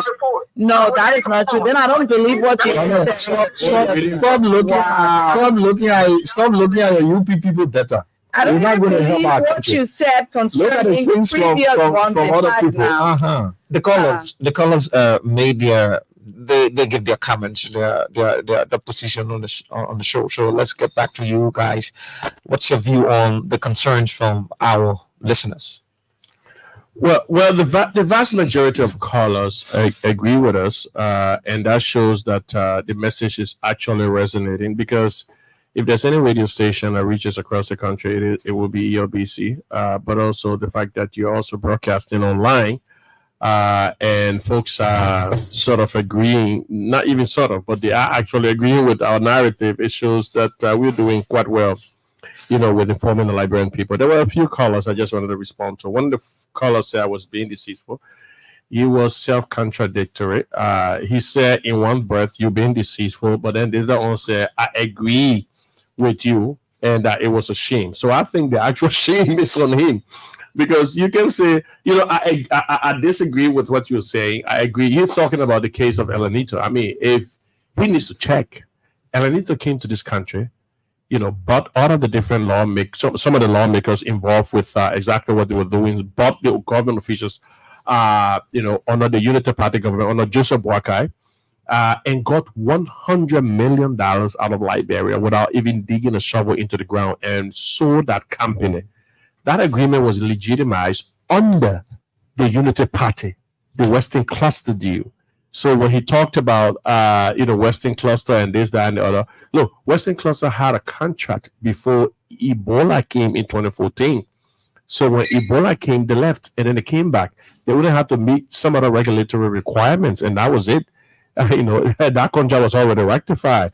So I don't know what he's talking about. And then he talked about, that the CDC brought babies. This is the arrogance of the Unity Party, that everybody else they think less of everybody else. Nobody compares to them, that they are better somehow. When you hear some of the folks talk incompetence, there is one fellow who's usually, would like to refer incompetence. Basically, what he is saying is, these are not the kind of people that we're used to that are in the leadership of the country. These are slum dwellers. These are people from West Point, Yukuta, and all of that. They're not the kind of people. We're used to the Congo boys and all of those people that are used to people of steady economic class, who are in the leadership of the country and all of that. That's the kind of people they're used to. That's the arrogance they normally express. So when they say people from the slums, are babies, are incompetent, they're talking about in comparison to the people that are of certain economic class. So the Unity Party has expressed such arrogance to the extent that their leaders will, when people express their views, they will say they are the noisy minority, Now, in fact, there was a friend of mine who did express sort of a startling opinion on social media, saying initially people would have said, "Oh, the CDC can insult people when they express contrary opinion," but the same as if that's the unity party now. When people express an opposing opinion to whatever views that they have, they receive insults. Look at what Talia Yue received. Look at what happened to Talia Yue.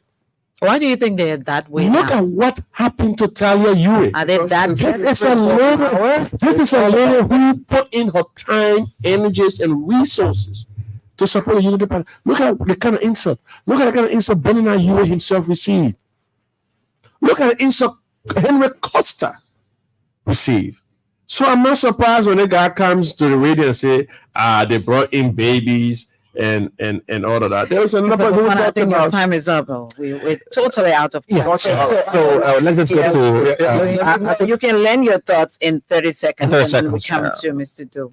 Yeah, so I just wanted to say, when some of the times that people talk about audits is not announced. It's not like some grand scheme that people make a big public announcement that we beginning the audit.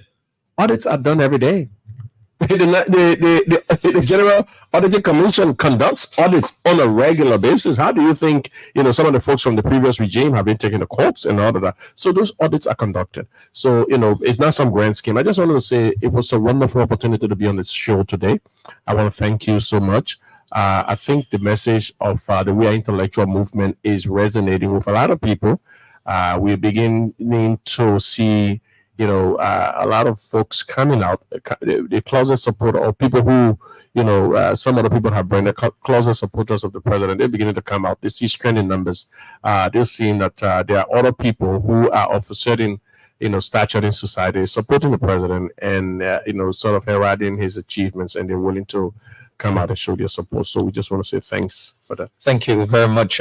So let me just get to you. Let me be quick and start off with where he ended. Someone talked about why we didn't audit the past governments. But brother, I'm not sure where were you or what much more of an audit you want when your own Auditor General doing your region said your government was 3 times corrupt. And in addition to that, your own former President Sodi, said she couldn't combat corruption. If that is not sufficient, I'm not sure what else will ever please you. Now, someone talked about, the past regime had anti-corruption institutions and they ran an organized government and stuff. Well, I'm not sure which one is which, because GSC today almost operates on its largest budget ever.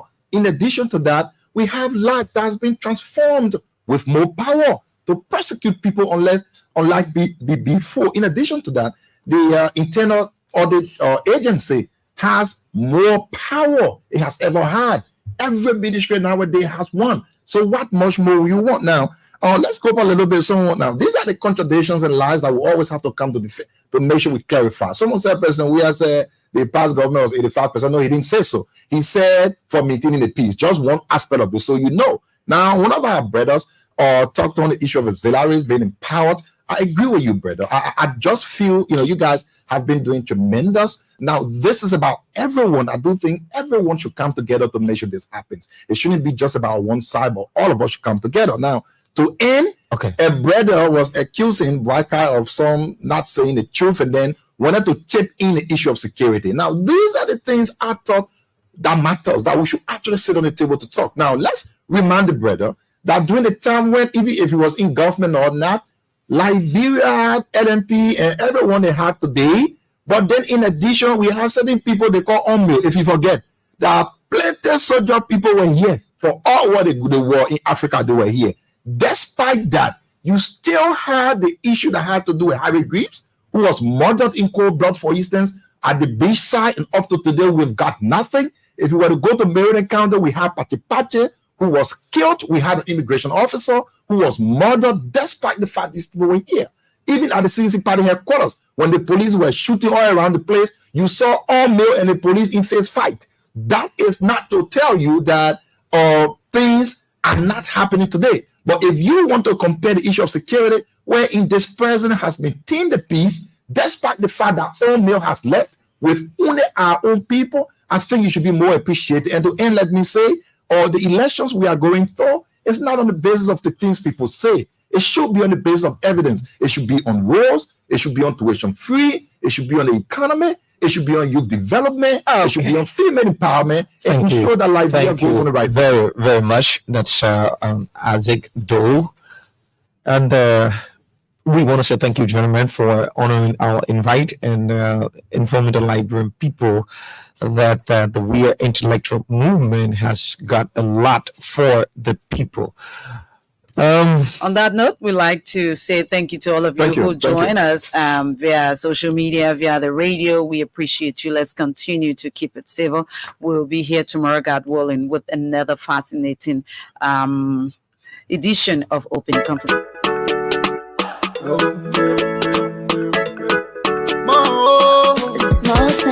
From the east to the west, north to the south, let's come together as one.